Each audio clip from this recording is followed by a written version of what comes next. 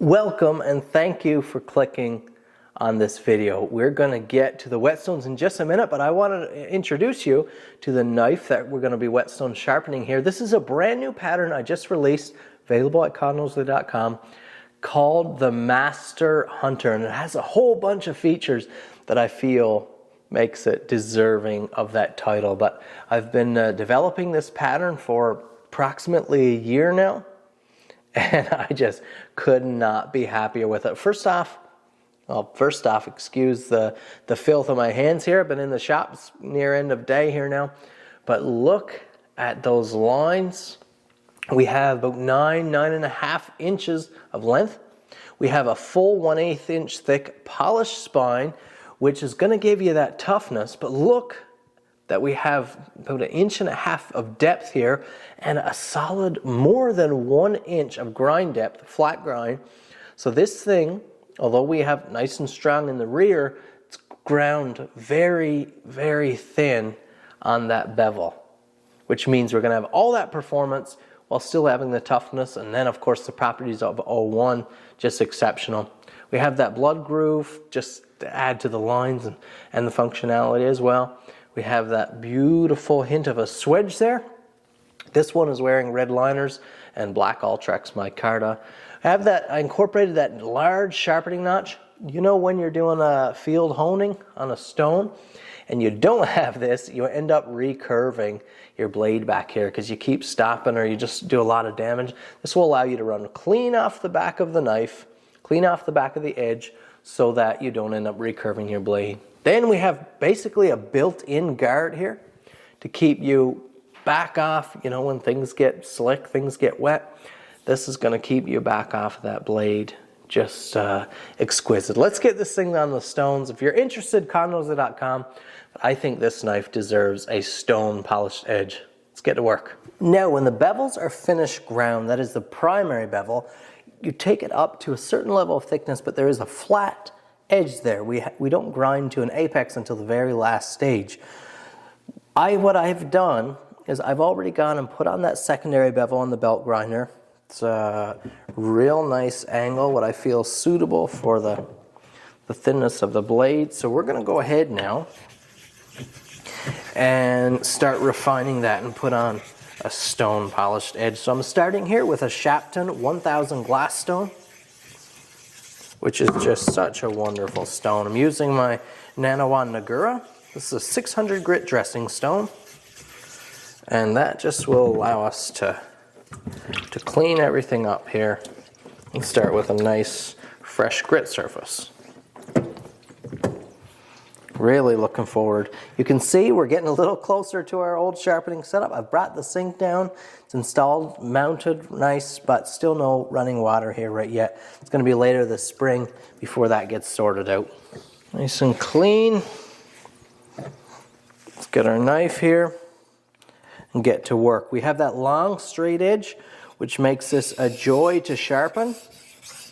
I'm just going to plank the knife down on that long straight edge and get to work. Remember, I'll reiterate again, you don't have to do full length passes every time.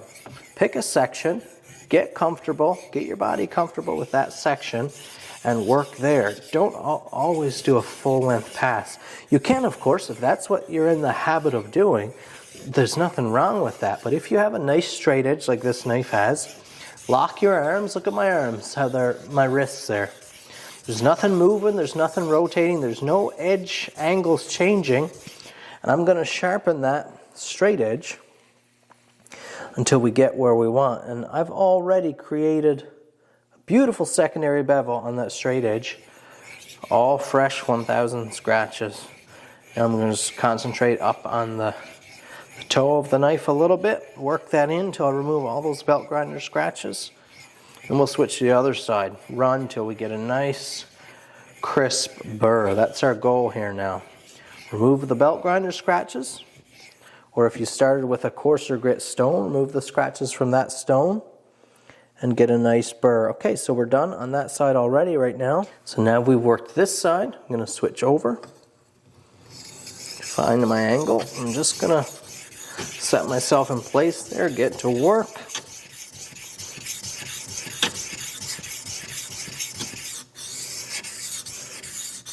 What a joy to have that big sharpening notch that you can just have a look how that sits on the stone. Never a reason to create those nasty recurves with a sharpening notch like that. Absolutely not. There we go. Concentrate up on the toe. Listen to that 01 steel sing. Oh, guys, I just love this steel. I've had a couple of my knives come back just recently for just like a maintenance, a touch-up, a sharpening, clean up on the handle and stuff. Little sheath work, knives that were sold some time ago. And the edges that they took just reminded me all over again why I love this steel and why I love what I do. Knives sold years later that have been on numerous expeditions and doing all kinds of fun stuff out there in the world. And they come back and with a little refresh, they're ready to go again. They're just as functional and just as beautiful as the first time they left the shop when they were brand new. And there's just something so special about that. Switching to full length passes now, since I've pretty much removed all the scratches. So now it's just about getting up and creating that burr. I'm not counting my strokes, but you could if you're real concerned about being even. But just, I've heard people say, you know, your blade gets out of evenness and things like that. You can't remove steel fast enough, maybe on a belt grinder, but by stone, if you end up doing a couple strokes more on one side than the other, and the next time you sharpen, you mistakenly, you know, do a few on the other side. Just it kind of evens out. But those few extra passes in difference don't make a difference. No measurable difference or anything to be concerned about. Just dressing that stone once more. Take off that top surface so we're left with a nice clean surface. I can feel just a very fine burr there now. Not quite as much as I want just yet. It's just starting there. So I'm going to work a little bit longer. Boy, that long straight edge really makes this thing a joy to maintain or sharpen. That is the dream setup for me. I'm going to be building one of these for myself now. I don't have one of each of my patterns. I end up selling them, but I just have to have one of these. What a great bush knife, camp knife, but just an absolutely excellent game processing knife.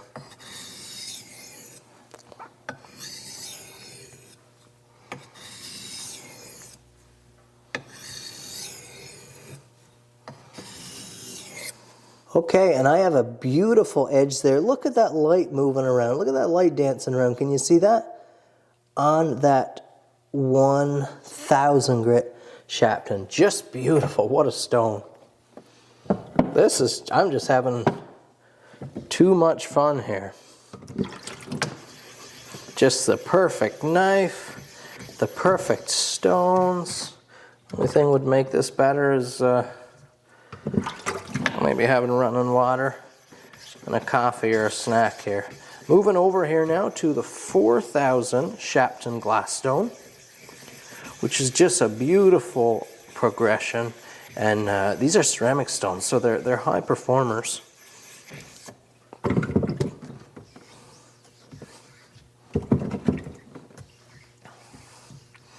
There we go, and this is a beautiful stone to end on. I'm going to take it up to, I think, my 5000. But this is a beautiful stone to end on. And the 01 does really nice. It'll perform really well with whatever type of edge. But in this scenario, a little polish would look great, and it'll still be so ridiculously sharp. Again, the joy of that long straight edge there. You can just sit like that. See, again, here I am locked in. And if you look down at my stone here, you can see that beautiful, like full width abrasion particle. So you know you're really contacting the stone nicely. And when your knife has a long straight edge like that, you can do so much work. If you think about the amount of time each part of the edge spends on the stone, you can really work quickly. Versus take the rounded front like this. If your whole edge was rounded, then as you're pushing like this, each portion of that edge only contacts the stone for just a brief moment before you move past it to the next. Whereas if you have that long straight edge, you have, you know, 1.5 inches, 2 inches of edge there that are contacting the stone, being worked for the entirety of the pass, forward and back, right there now.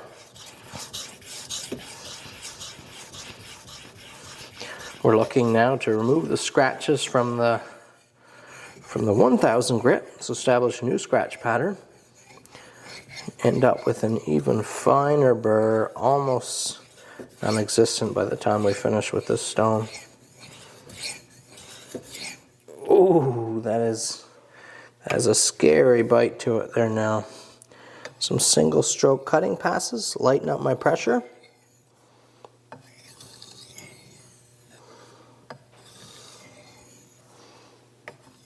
And I'm going to be done with that pass.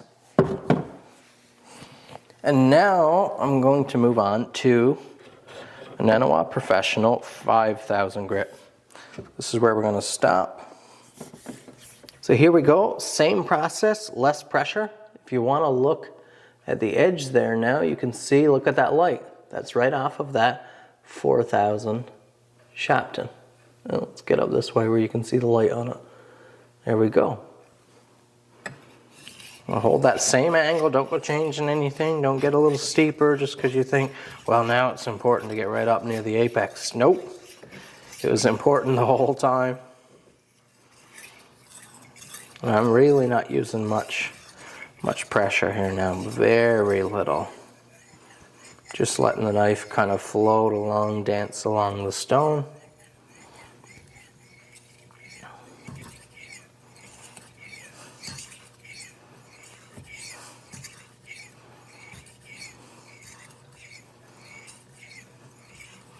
Oh, you've got good audio today. The furnace blower is not on.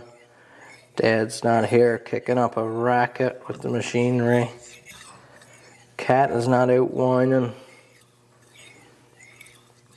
Just peace and quiet. Couple light passes, just cutting strokes only. And then we're done.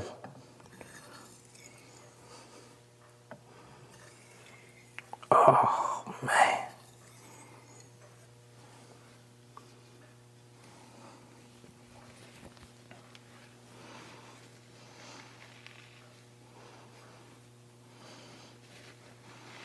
Get a little dry down there. That forge finish really helps so much with staining and moisture resistance. It forms almost like a hydrophobic layer, which is really nice. But look at that. Look at that. Let's give a look at the knife. Polished tang. All the goods going on here. Lovely paddle strap. That's how I like to finish my edges. Can knives branded. You can get those at my web store as well. Can knives.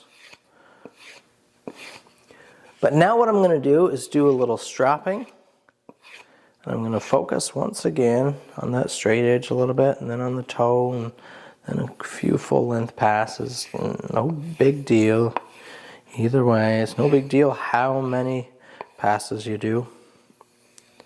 I've heard some guys get on my case. Why are you stropping so much? You don't need to strop as much. Well, I come from the straight razor territory. Shaved with straight razors I have now for a lot of years.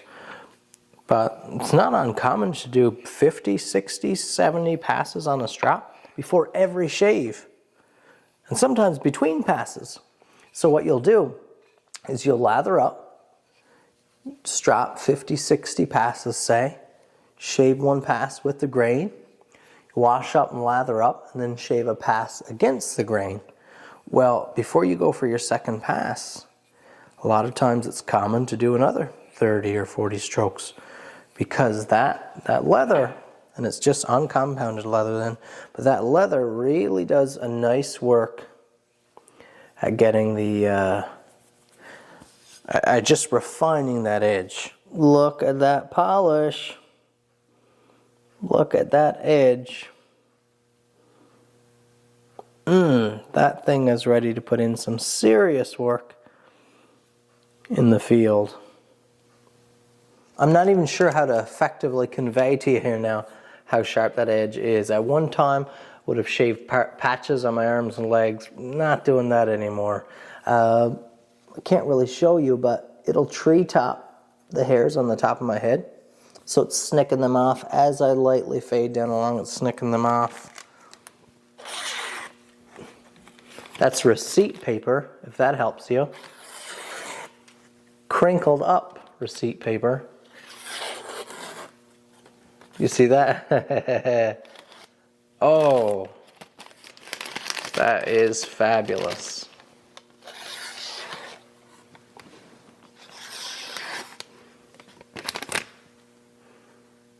Does that demonstrate to you just how sharp this knife is? Thanks for watching. Good luck on your sharpening journey. I've had guys reach out lately and tell me just how much success they're having. Really, really happy to hear that. Keep going, keep learning and studying. If you're just getting into it, check out all of my content. There's loads there. Check out my website, Noseworthy.com. Link down below. You're able to pick up one of these gorgeous knives for yourself. I don't think you'll be disappointed. Have a great day. Thanks for watching. Hit the like button, subscribe to my channel if it's your first time here. Leave me a comment down below. Share. We'll see you in the next video.